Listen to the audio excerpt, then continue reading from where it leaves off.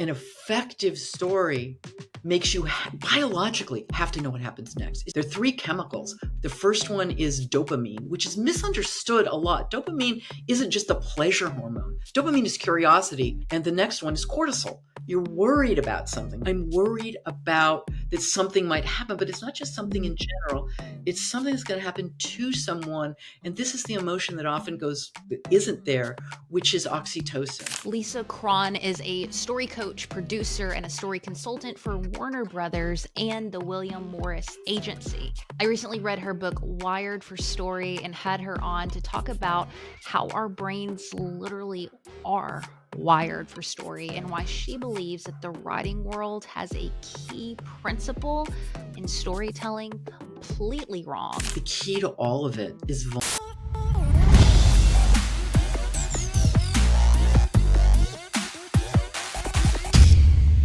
Let's imagine you're sitting on an airplane and somebody looks over at you and is like, what do you do for a living? How do you respond to that? Oh, that's a good question. I mean, what I say, and it never feels like it encompasses it, is I'm a story coach. And what I do is I work with writers. I work with mostly novelists, memoirists, screenwriters. And we really sort of start at the beginning and we go back and forth. Some people I've worked with for years, but that's what I do. And it's talking story. It has nothing to do with quote unquote writing well or the editing that people think of as editing. It's, if anything, there's a term developmental edit, but I don't even use that because we are creating as we go forward. And it's really diving into the what it is that really grabs readers, which is the opposite of what writers are told grabs readers. So it's really diving into the but why and how and therefore what. Because we don't come to story for what happens. We don't come to story for beautiful writing by any stretch. We come to story for how what's happening is affecting somebody internally and challenging their belief system. And when you think of someone's belief system, that isn't something that you can start writing about like on page 1 and go forward. Our belief systems, yours, mine, everybody's, has been developed since we were born. And the meaning that we read into things is driven by one thing and one thing only. And that is what our past experience has taught us those things mean. And I think it's something that we can so see in the world right now, which is you can look at the exact same event, provided that we can agree that it was an event and it actually happened, because that's hard too. With deep fakes now, it's going to get even harder. But people can look at it and draw mutually exclusive conclusions, like opposite meanings from it. Why? The answer is because of what they've been taught and what they've experienced from birth going forward, because that's how we're wired. We're wired to take in what we learn when we're young, sometimes pre-verbally, which doesn't help writers. In real life, listen, in writers, it doesn't help because you can't go back that far. But pre-verbally as to how we see the world. And once we see the world that way, once that comes in, our brain encodes it as permanent. Not as, let me just pause for 1 second, if you don't mind. Because as you can see, if someone asked me what I did, I would go on and on and on. As I would love to sit next to you on an airplane. As I often say to writers, it's like, I'm going to go on and on and on. If at any point you want to say, what about that? Or what about whatever, or even good old shut up, totally fine. I can stop. But just to kind of go into how we process information and why, it really comes into brain wiring. And, our brain's last big growth spurt was about 175,000 years ago. And amongst the many reasons why, one of the reasons is because at that time, our biology, nature realized if we were going to do what we've, for better or worse, since done, which is, take over the world, we needed to learn to work well with others. And that's why we had that growth spurt. You might have heard, because what we've been taught for a long time is that the reason for that growth spurt was when we, became able to think rationally, right? That's when logical reasoning sort of became possible. But as evolutionary biologists will say now, it really was more so that we could learn to work together. And in that world, and this is the key part of it, in that world, if you think about it, if you were born 100,000 years ago or 50,000 years ago, the world you were born in was going to be the exact same pretty much, right? There was no religion, there was no buildings, there were no countries, Mhm. there was no, it was just, for lack of a better word, tribes. It's where we get, Dunbar's number 150, which is from then to now, we're still wired to maybe be able to be aware of about 150 people, and that's sort of our max. But back then, because the world didn't change, and that group of people that we dealt with were pretty much from birth to death, it made complete sense that the way that we would learn to survive within that group, and not to sound completely transactional, but to learn to get our needs met, it made sense that once we learned that as kids, it would become encoded as permanent because it was, because things didn't change. And think about it, back then, we really had genuine cause and effect. If a person did something, we saw the consequences of their actions in real time immediately. So it was a much simpler world to live in. Now, what started out clearly as a feature has become to some degree a bug, because now, you're born into the world that isn't the world. It's just a very small world that you've, been born into, your Mhm. parents, your country, your religion, if you have one, whatever that is. But we're wired not to think, well, my parents believe this, or my country believes this, or my part of my country believes this. We're wired to believe this is reality. This is what's real. And all those other people out there who don't believe it, they're just really, really screwed up. And we hope they get a lot of therapy so they can come over and join us in real reality really quickly. That's the problem we have now, because we've got these loggerheads. That's why you see right and left people living in Mhm. very different interpretations of the same reality. Because the other thing we've been taught, and then I will sort of shut up, and that we tacitly believe, is that things outside of us have intrinsic meaning. Like there is an inherent meaning in something. And so everybody's going to be able to see that meaning. And that's Mhm. just true. The meaning in things is meaning that we are putting into that based on what our past experiences taught us. And circling back for 1 second now to writers, that's why when you're writing something, you have to really create the layers of your character based on what you want the story to be, what you want them to go after, what you want that aha at the end to be. Because everything they do and every situation they're in doesn't start on page one, it started long before. And that's really what writers, I mean, that's where all story logic comes from. It's subjective. Story logic is the subjective evolving narrative that your protagonist uses to make sense of what's going on as she tries to achieve the agenda that she stepped onto page one with. And that's very different than what writers are usually told or taught. I mean, to put it in the smallest nutshell that you can put a story into, I think, is a story's about how somebody deals with a problem they can't avoid, and something in their belief system has to shift in order for them to solve it or see it as something very different, or both often. Mhm. And it's that internal reaction to it. But that's where the blood is. I say to writers all the time, Mhm. where's the blood? And I'll say, I don't, sometimes I mean that literally, but figuratively, what is this costing somebody to do? Where is that this versus that between what they want and what they think they can get, between what they really believe and what they're willing to admit to believing, right? I mean, it's Mhm. that this versus that that makes all the difference, because it gives meaning to it. In other words, something really sad could happen to somebody, like, their dog could die. And I don't need a story to tell me that, you're sad if the dog dies. But if there's some other thing, well, yeah, but the dog was actually my neighbor's dog who I loved, and I promised I would watch the dog, and I got distracted. And now we've got a this versus that, or what the dog meant, or whatever that would be. Why is this sadness, and it's story wise, what is it costing that person besides the fact that they're just sad because the dog died?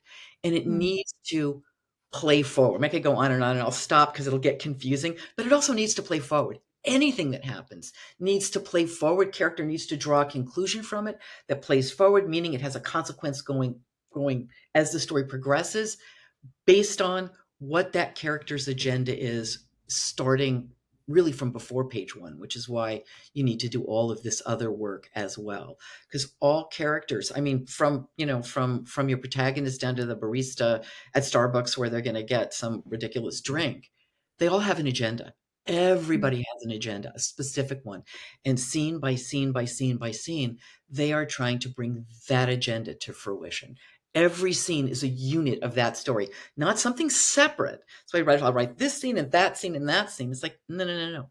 It's a Mm. segment of a story going forward, all of it. That's why I always advise writers when they're creating characters and creating this to do it regardless of how the novel's going to be, regardless if you have two timelines or it's going to jump around, but to create it in chronological order. Because if you don't, if, by page 30 or 100, say, you suddenly realize that your character had this thing in their past, it's like, well, wait a minute, that didn't come into being on page 100. That Yeah. was there before they got into page one. So they would have done things differently. That's why, as I'm fond of saying, all stories begin en medias res, meaning in the middle of the thing, meaning page one is the first page of the second half of the story. You've got to create the first half, and that is story specific backstory, not just, God forbid, a character bio from birth up until page one. But which is so worthless. Do not ever do that, because you end up coming up with general things that probably have nothing to do with the story. I mean, you're only looking for what is that, as I like to call it, misbelief, that thing that has Mm. caused your protagonist not to have Mhm. what they want, not to get what they want, that they're going to have to overcome. And the what's going to happen, the quote unquote plot, the events of the story are there. And again, that is also a compendium going forward. It's not a bunch of, the way you'll hear it said, it's a bunch of obstacles. It's like, no, no, no, no. It's one thing. Story is one problem that grows, escalates, and complicates from before page one, but from page one, where they're pushed to go after that thing they want. But in order to get it, they've got to overcome this misbelief, to see it for what it is, the thing that's actually been holding them back. And a misbelief, again, is something that comes early in life, like we were talking about before, that you learn early in life what you need to do, again, not to sound totally transactional, but to get your Yeah. needs met. And often what you learn is wrong. I mean, and that's not your fault. I think we Yeah. blame ourselves way too much for this stuff. Your brain is doing the right thing. It's realized, in order to get my needs met, I need to do X, because that's what the situation you were in when you were young taught you. And now you take that out into the world, and it, very well might not be true. And it very well might ironically be the thing that's keeping you from getting the thing that you want. But then it's seeing it. The best way I've heard it said in general recently was, my son he's a filmmaker, and Mhm. the company he was working for was they were making a movie, and they needed to bring the screenwriter back in because there wasn't enough backstory. And he said, yeah, Mm. because the story present is what makes the unconscious conscious. And he did not mean that in a Freudian, Jungian, or God forbid, woo woo sort of way. He meant literally, once it's down in your cognitive unconscious, you tacitly believe it. You don't even Yeah. think it's a belief. You think that's the way it is. And the story present forces you to bring that to the surface because it isn't working. And now suddenly you're going to have this aha or not, depending on what the story is going to be, that will help you, again, either get what you want or see the whole problem as something very different, or often both.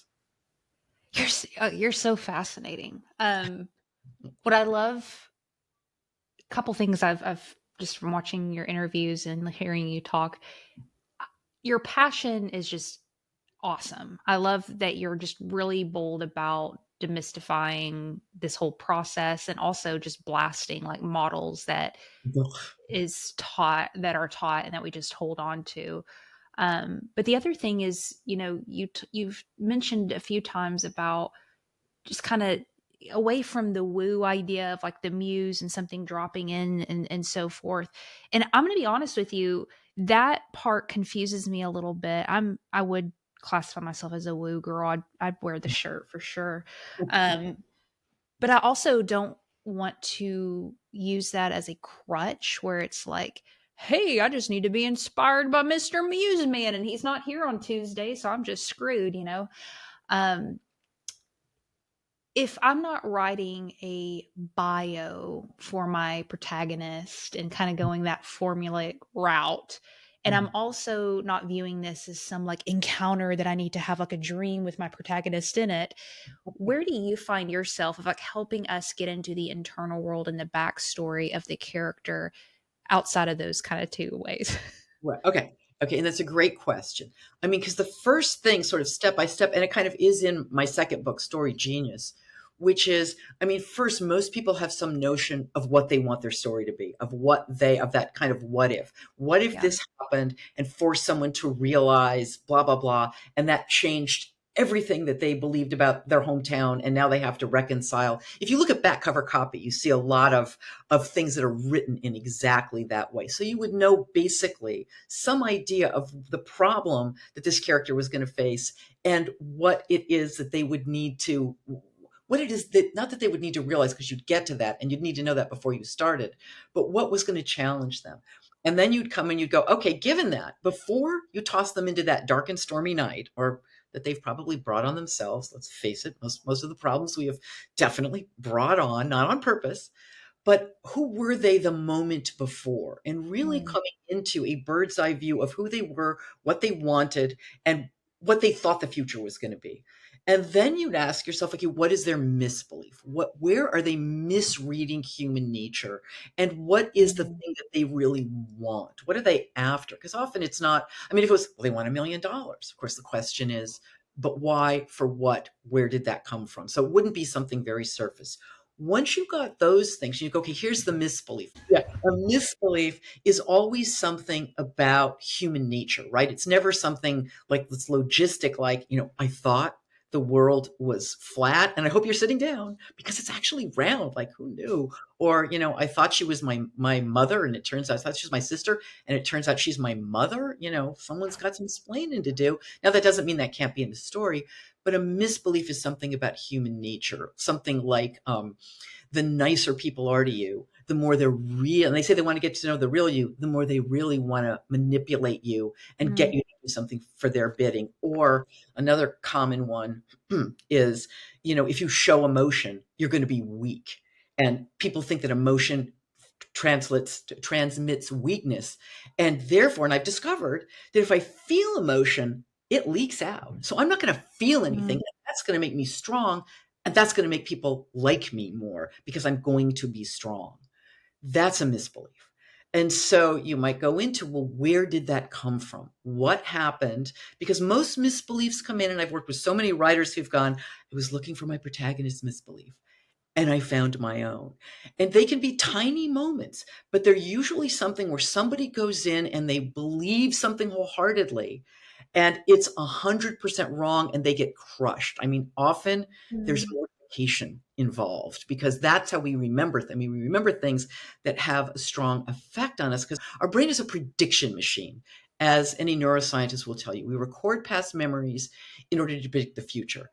Now, as we all know, we don't record every memory because if we did, we'd never lose our keys or our glasses or anything like that, right? The Yeah. things we remember are things that have brought our amygdala, grabbed us, our limbic system comes online, and our brain thinks, uh-oh, I need to know that because in the future, if that happens again, I need to know to do this or that. And so it gets, that forever backstage pass to long-term memory. So those things happen a lot when we're young because when we're young, I mean, let's face it, if somebody did something to betray you or mortify you right now in your life, you go, you know what? I'm never dealing with that person again. But you have Mhm. your life, you have your job, you have your house. You could go on very maybe sad, but you would survive.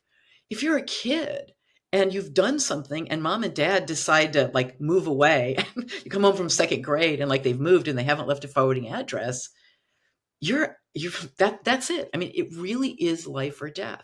So we are really bringing these things in and again taking them very seriously and inculcating them, keeping them as long-term memory. And that happens a lot when we're young. So we figure out, what do I need to do to survive? It really is basically that. And it comes down to a model that we all have very simply in our lives. We make sense of everything. And we ask this question of everything, counting, if you think of all the political stuff out there and all the bills and whatever, it's how, first of all, we have to be able to unpack it. We have to be able Mhm. to say this. Given that generality, how will that affect me specifically? boots on the ground, given what my agenda is it going to help me? Is it going to hurt me? And then we decide what to do as a result of that. And we ask that of everything. And if you can't unpack it, if you can't decide, with climate change, there's a lot of stuff about that where they'll go, well, it's going to go up like 1.2 degrees. And you're going, well, that doesn't sound so bad. Why is that a bad thing? You can't unpack it. You go, okay, never mind. Or you can't see the one thing is going to lead to another consequence. It doesn't affect you. Once it can affect you and you can see how it Mm. affects you, then you're going to make a decision about it one way or another. And that's exactly what we do as kids. Okay, that's going to affect me this way. Therefore, I need to do X in order to achieve Y. And it becomes the way of the world. And we have lots of misbeliefs. I mean, I can tell you, I can think of something, this will sound a little bit iconic. My biggest misbelief, and I'm not going to tell you what it is, my biggest misbelief came when I was 13 years old on the beach in Malibu. And Mm. if I told you what it was, you'd go, oh, come on, fine. Just don't tell me. You have to make up something dumb. But it was like 6 words that someone said to me. And if that had Mm. happened, I believe that my life from then literally to now, which as we can see is many, many, many decades, would have been very different. But I Wow. put something in, I read meaning into it. I did really weird things as a result. Now, often a misbelief comes in something bigger than what that would have been, but it was a mortification. It was like that changed everything. Mm. Of course, society and everything else played into it as well, but it still comes down to I could pinpoint it right there. And that's what you're looking for your protagonist. And this is what makes, if you don't mind my Mm. saying, what makes writers really good, what makes a literary writer actually, is being able to go deep into the layers of why somebody's doing what they're doing in their head in language. Because although this is how we make sense of things, we don't narrate it to ourselves, right? Like if you were going to try to figure out something and you go, oh, yeah, that reminds me of that big thing that happened to me, at prom when I was 17. And then you don't sit down and narrate the whole thing that happened, right? You don't, it's almost, I think of it almost, it's inchoate. It's like like holograms that you're kind of seeing and you get a feeling, because we'll talk about emotion in a sec, and that lets you know what to do in a novel, in a book, in language. It has to be in language, so it has to be translated into that difficult internal struggle that the character has to decide what they're going to do, what they're going to say, the meaning they're going to read into whatever they're learning in the scene. Because in every scene, your point of view character will have some small aha moment that will move things forward, that will change something in one way or another. But that's where writing comes in. Nobody ever makes any decision in literature and life for one reason. And writers will often go, I've got this one reason. It's because her dad was mean to her when she was 12. And then they go forward. It's like, no, no, no, no. There are many other levels and layers that you have to come to. That's why the other thing I say to writers all the time is beware of simple declarative sentences. You can say that somebody thinks something or feels something that happens in a simple declarative sentence and go forward. And it's like, yeah, but why would they do that? Yeah, but how would they do that? Yeah, but if they did that, this would happen before. You've got to dig deep so you always have the why. Because, I mean, talking about all this internal stuff, readers don't come for what happens. They don't come for the plot. It's not about this, never about the plot. It's not about the plot. The plot, without this, is just what so many manuscripts are, which is a bunch of things that happen. Because, I mean, the plot are the things that happen, and that's stuff out there in the real world. And we don't need people to explain to us what's happening in the real world. We can see it, right? All of us, Mhm. you, me, everybody, we have survived in the real world. We've all got that in common from birth till now. We're still here. We get that. We want to know why. What's going on beneath the surface? Why would someone do that? Why would someone vote against their self-interest? Why would someone believe, whatever it would Mm. be? Why? That's what we come into. I mean, you can really think about it, and this is a horrific example, but whenever there's any kind of mass shooting, right? I mean, the first question is, why did he do it? Why? Right. That is what we Right. want to immediately. Why? Why did he do it? Why did he believe that? Why? We come to story for why. Because, I mean, as I'm deeply fond of saying, as the newsreel producer in Citizen Kane said, there's nothing more interesting than finding out what makes people tick. Stories Mm. are about what makes people tick. That is what pulls us in. That is where the meaning is. That is where the blood is. And that is because that is emotion, because we Mm. make every decision we ever make based on emotion. We do not make it based on logic. I mean, every decision, and we're taught the opposite. I mean, you, me, Yeah. probably most of Yeah. us are taught that if you want to make a decision, you marshal all the facts, all the figures, all the data, so you can analyze it dispassionately, in the cold light of objective reason. And the one thing you want to be careful of is keep emotion at bay, because emotion is an irascible scamp and it's going to tiptoe in and cloud your judgment. And that's a great model, right? Because it Yeah. makes us feel so safe. It makes us feel so secure. But the truth is, we don't make decisions based on a rational analysis of the situation. We make decisions based on how the rational analysis makes us feel. It Hmm. all goes back to how you feel. If you couldn't feel and process emotion, you could not make a single rational decision. That's why Plato, bless his heart, and I mean that in the purely Southern sense, completely, 2,000 years ago, the cornerstone of Western thought. There's logic and reason over here, and emotion over here, and they're like rock'em sock'em robots, and the whole goal is of emotion is to subvert reason. And that could not be less true. Could not be less true. It is Decisions are always made based on how something makes you feel. Doesn't mean that you don't think about it, because absolutely you do. It's both and. But emotion is what allows you to make the decision. Without it, you couldn't make a rational decision. You want me to give you a quick example of that? Please. Or okay, Yeah. this comes from the research of Antonio Damasio, who's written several books. He's a neuroscientist. I think he teaches here at USC. And I think this comes from Self Comes to Mind. But he had worked with a patient, a man by the name of Elliot, who had had this very successful life. He had a great career. He had a great, family. He was like one of those like pillar of his community kind of guys. But unfortunately, he also had a brain tumor. Now, luckily, it was benign, and surgeons were able to get all of it. But to do that, they had to take some of his prefrontal cortex. And afterwards, I mean, physically, he was completely hale and hearty, but he wasn't himself. He lost his job. He lost his family. He was like living in his parents' basement. He lost his money to con artists. And the government said, hey, wait a minute. Like, why should we keep giving you disability? Like, are you a malingerer? Look at how successful you were. You're fine. What's the deal? So his parents brought Damasio in to find out, well, what is the deal? And Damasio ran a battery of tests, and what he discovered is that Elliot had lost the ability to feel and process emotion. Now, keep in mind, thinking of being rational and logical, he still tested in the 97th percentile in intelligence. He could enumerate every possible solution to any problem you could pitch at him. He just couldn't pick one. He like they said, I mean, he'd come into his office in the morning and go, should I do that thing my boss really seems to want me to do? Or what about re-alphabetizing my file folders again today? And if I do the file folder thing, would it be better to use the blue pen or the black pen? He went out for lunch and he would go from restaurant to restaurant looking at menus, and he never went in because he didn't know what he felt like eating. It all comes down to how you feel.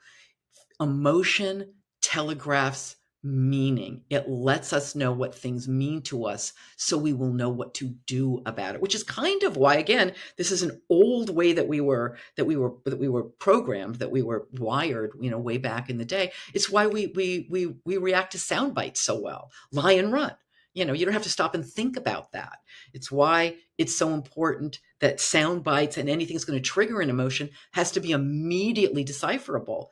Unlike a soundbite like, oh, I don't know, defund the police. Stupidest slogan ever. You don't want a slogan where the next words after it have to be, it's not what it sounds like.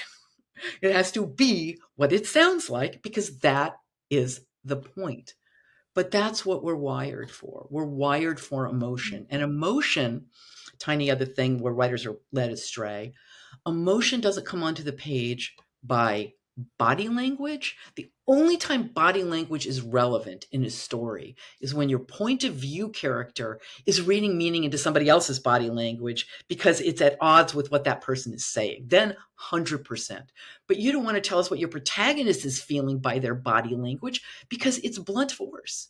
If somebody's chasing them and their heart's pounding, We already know that. We get that, or they're sweating or whatever. We understand that. We get that. The other way you don't want to give us emotion is in they were sobbing, is to tell us that they're sad, they're happy, they're, whatever that would be. Emotion comes on the page in the way the character is trying to figure out what to do. Because what I say to writers all the time is, do you want to tell me how they're feeling? Or do you want to put me in their head so I can experience it along with them? And that's where that internal struggle, where, oh my God, do I have the guts to say this? I don't know if I say it, it's going to be, we get what they're feeling because we're feeling it too. Because when you read, I mean, they've done, functional MRI studies that show when you're lost in a story, same areas of your brain light up that would light up if you were doing what the protagonist is doing. They are our avatar within the story. So as they feel it, we feel it. You don't have to tell us what they're feeling. We totally get it because sometimes we get it more than we want to get it.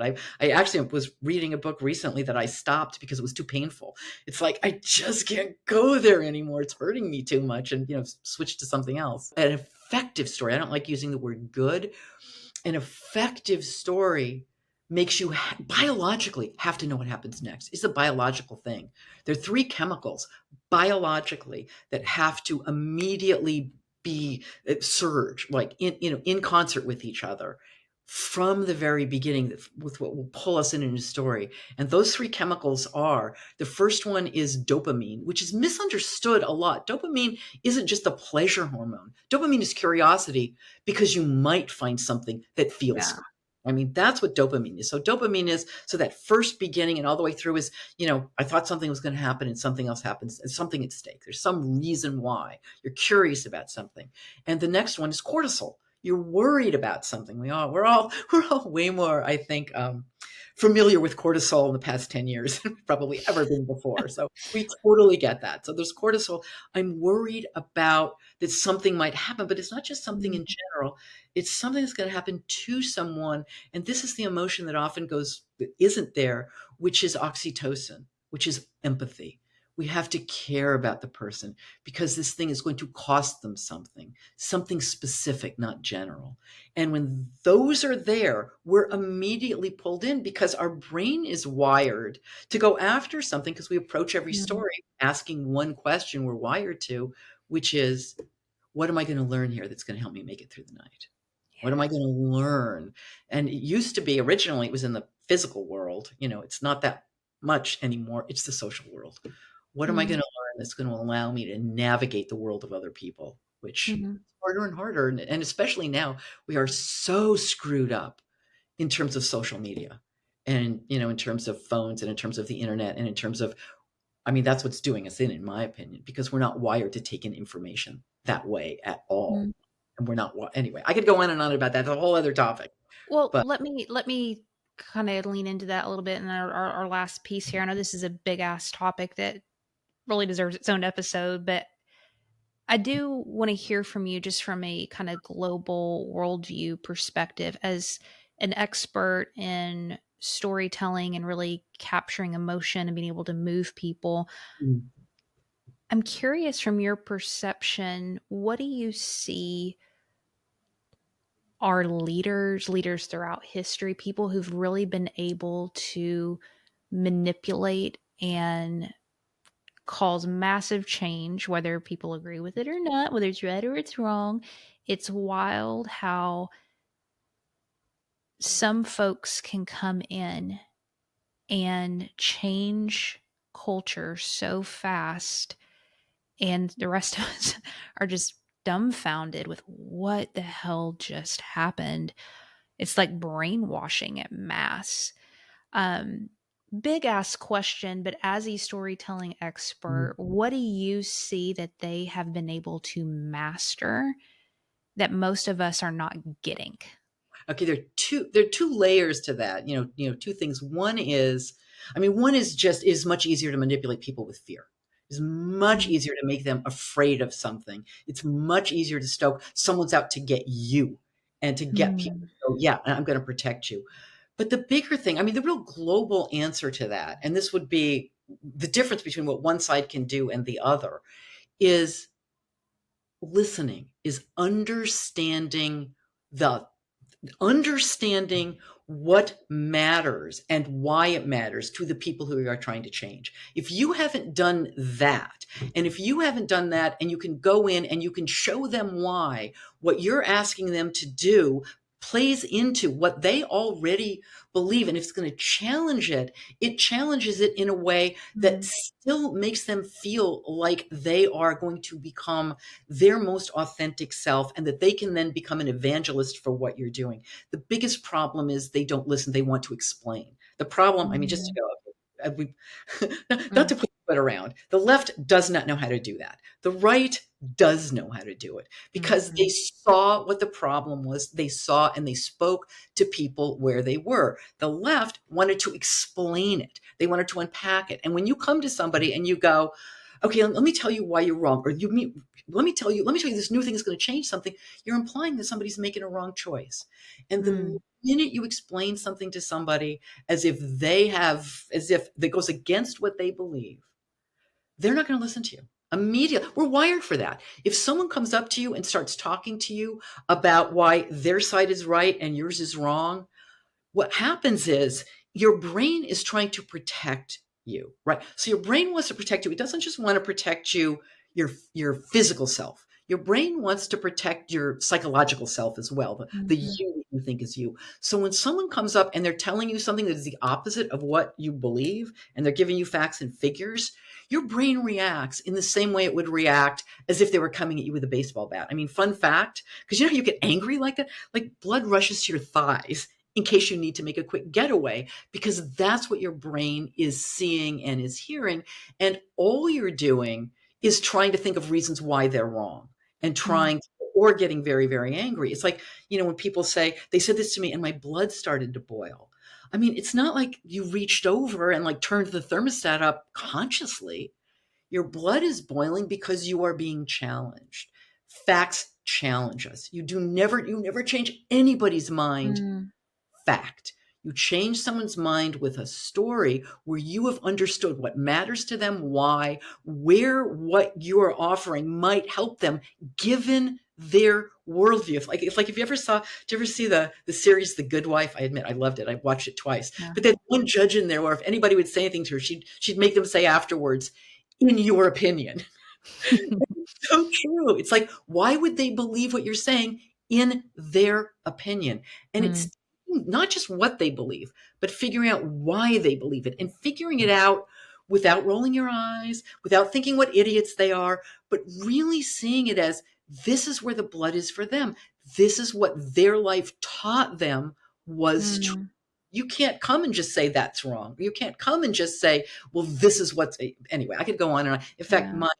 my latest book, Story or Die, is about exactly all of this, because it's story for the real world. It's story for the biggest problem that people have. I think one of them, besides what we're just talking about, when they want to tell a story to inspire other people, especially if it's personal, is that they don't let themselves be vulnerable. The key to all of it is vulnerability. In fact, the only way to Yeah. make a character likable, people, we misunderstand likable. We think of likable as somebody who would never do anything in polite society that would make anybody feel even the slightest bit uncomfortable. And let's face it, those are the people we like the least, right? We Yeah. either Yeah. think they're so shallow, we can't believe it, or they've got somebody tied up in the basement and they don't want us to know, right? That is it.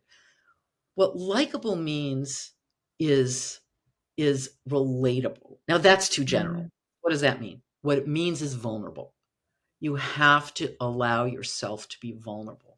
If you tell a story about yourself, if you tell a story about whatever it is, stories are about how something inside shifts in order to solve whatever the problem is or to make the point, which means if you want to use the binary, which I don't like using, but if you want to use the binary, which means you were wrong about something, you have to be able to admit that.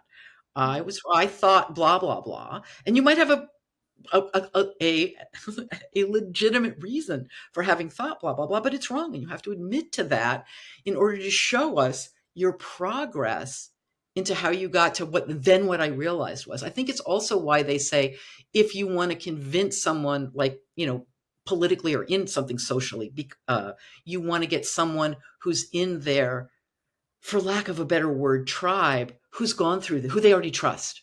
who can Mm. come and say, no, no, I really tried this and this was actually true. But it comes down to listening. It comes down to, can you frame what you want them to do based on something that matters to them, not what matters to you. In fact, I'll tell you, here in LA, there's, for some reason, and maybe it's everywhere, but there's a whole bunch of billboards out for like personal injury lawyers. I guess maybe because there's so many cars and everything. And they're always like, we'll help you. We're the best. We've gotten the most money. But then I was driving, and I don't need a personal injury lawyer, right? I'm a very good driver. I don't need one. But I looked up and there was this billboard and there was this one guy, and it's just a picture of a guy and he's kind of like this. And there were three words and it just said, "Who hurt you?" And I was sitting there practically crying. It's like, oh my God, let me tell you. Whoa. It was just so, because he saw me. He wasn't telling me what he could do for me. He wasn't telling me how good he was. He was looking at me and he wanted Mm. me to tell him. Mm. Listening. Nobody listens till they feel heard. Nobody Mm. listens till they feel heard. That is the key to storytelling, if anything. It's knowing, if you're trying to change someone's mind about anything, whether it's to get your kid not to text and drive so you don't need a personal injury lawyer. I mean, it's listening. It's listening and respecting, not listening to, because you know how it is, if someone does sit down often and they're telling you this is why you should believe what Yeah. they're saying, as opposed to taking it and considering it, you're often just thinking of how you're going to argue with them when they stop talking. So it's really taking it in, not necessarily going, oh, I think they might be right. But again, it's not the what, it's the why. Why do they believe it? What does it mean to them? How much is built on it? Because also trying to get people to change their minds, we are going back to that, big change 175,000, 100,000 years ago. We're wired to work together in groups, in tribes that were small at that time. So the last thing we want is to be ostracized from our group. In fact, the pain of I can't say that word, ostracization. It sounds like something in a blender. But the pain of that is, again, it travels the same neural pathways as physical pain. It's Mm. terrifying. In fact, when people go, "Oh, I don't need anybody. I'm a lone wolf." I always want to go, "Well, you do know wolves travel in packs." Mm. And an actual like lone wolf in the real world is a wolf that's done something so egregious to the pack, it's been ostracized and left to die. So it is really hard to get us to do something that goes against what our tribe will do, often because if we pull on one string of it, then the whole belief system falls apart. Yeah. So it's a lot to understand, to come in and try to get people to see things differently. And I think the left, just looking at this country, so misunderstood what was going on in so many places, and or would say things like, this just cracked me up. And I know we're coming to the end, but would say things like to people who lived in Appalachia, like we should definitely not mind coal. That is true. But they go, well, but that's okay. We should not, we'll retrain you to do something else. And it's like, okay, first of all, you just told me that everything I did, my Here it grandpa did, goes. everything that I've done, my dad did, my grandpa did, because of course it's all, male, everything they did was worthless. And you're going to retrain me to do what? When is that going to be set up? How am I going to? And already they're not paying any attention. Already it is so condescending to say that. And that's something that the left just doesn't understand, because they do know that we do have to get rid of coal. It is killing us. But you have to meet people where they are.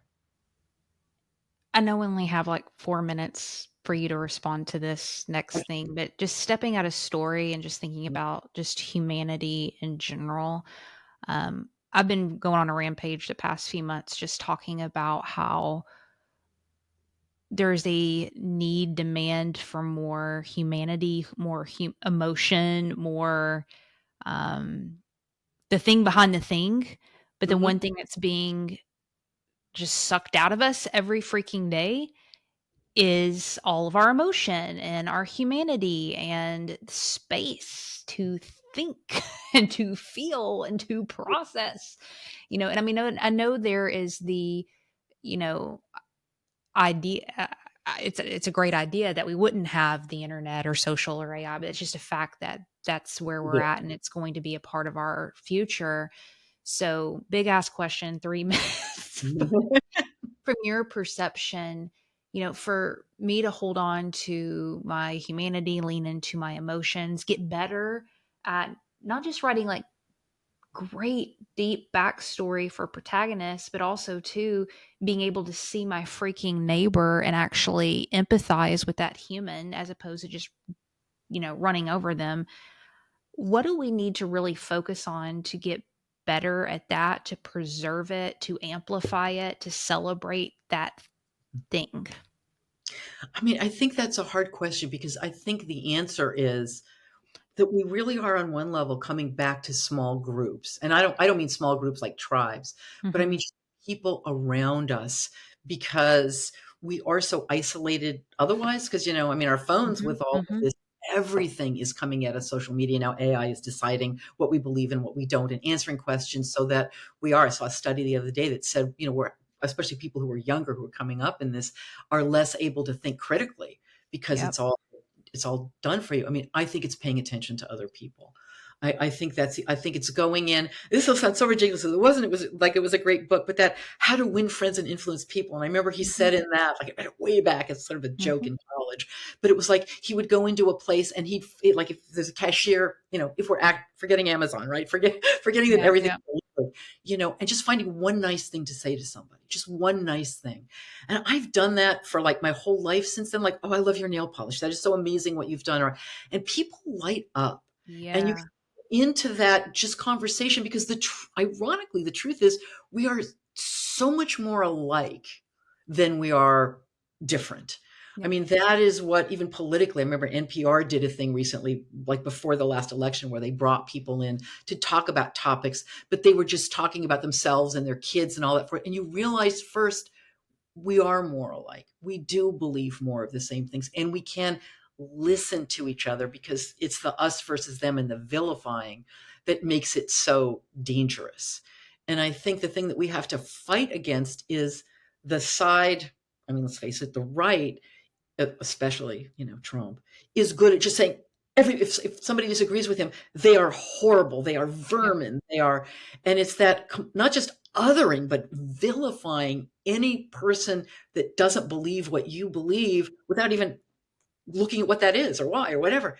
That's the thing to fight. And I think we have to fight fire with fire on that level. I think the stories that we tell have to be more story like, and they have to be more, I hate saying it this way, but more absolute, meaning Mm. we are going to full throatedly believe something. I think that's why the guy in Mandami in New York, just, I mean, he beat Cuomo. What, they just, after all of the ranked choice voting was done, by 12 points, because he went in, he saw what people wanted, he met them, he knocked on their doors, he was a human being to them. Mm.